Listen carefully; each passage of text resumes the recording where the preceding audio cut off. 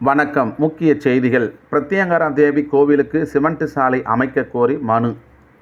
ராணிப்பேட்டை நகராட்சிக்குட்பட்ட மிசிறி நகர் ward எண் 25 பகுதியில் அமைந்துள்ள அருள்மிகு பிரத்யங்கரா தேவி திருக்கோவிலுக்கு செல்லும் சாலையை சிமெண்ட் சாலையாக அமைத்து தர கோரி இந்து மக்கள் கட்சி சார்பில் நகராட்சி ஆணையரிடம் மனு அளிக்கப்பட்டது.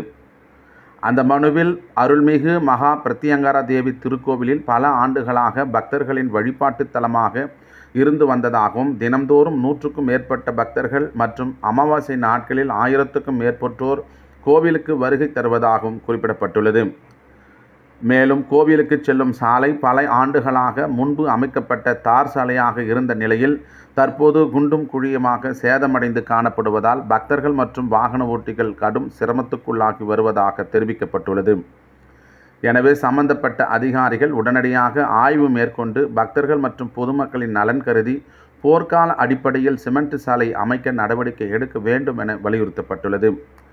இந்த மனு இந்து மக்கள் கட்சி தமிழகம் வேலூர் கோட்டத் தலைவர் எஸ்.கே. மோகன், கோவில் நிர்வாகம், பக்தர்கள் மற்றும் பொதுமக்கள் சார்பில் நகராட்சி நிர்வாகத்திடம் வழங்கினர்.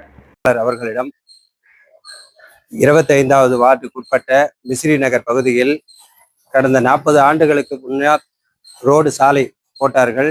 அந்த சாலை மிகவும் குண்டும் குழியுமாக மிகவும் மோசமான நிலையில் இருக்கிறது. இதனால் வரைகள் நகராட்சி நிர்வாகம் அந்த பகுதியில் என்ன ஆச்சுன்னு சொல்லி கூட பார்த்ததே கிடையாது.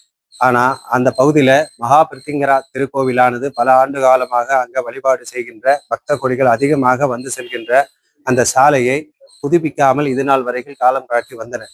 இதை இந்து மக்கள் கட்சியுடைய கவனத்திற்கு வருகை தந்தவுடன் உடனடியாக மகா பிரத்யங்கரா திருக்கோவிலுடைய ஸ்தாபகர் ஸ்ரீ மணி அவர்களும் மற்றும் இந்து மக்கள் கட்சி சார்பாகவும் கட்சி நிர்வாகிகளும் பக்த கொடிகளும் ஒன்று சேர்ந்து இன்றைய தினம் ராணிப்பேட்டை நகராட்சி ஆணையாளரிடம் புகார் மனுவை சாலை உடனடியாக அமைத்து கொடுக்க வேண்டும் என்பதை மனு கொடுத்தோம். உடனடியாக நடவடிக்கை எடுத்து 1 மாதத்திற்குள்ளாக சாலை அமைத்து கொடுப்பதாக கூறியிருக்கிறார்கள். அதே போன்று நகரமன்ற தலைவர் அவர்களிடமும் புகார் மனு வழங்கி இருக்கிறோம். அவரும் பெற்றுக்கொண்டு 1 மாதத்திற்குள்ளாக நாங்கள் சாலை கண்டிப்பாக நாம போட்டு கொடுக்குறோம் அப்படின்னு சொல்லியிருக்கிறாங்க.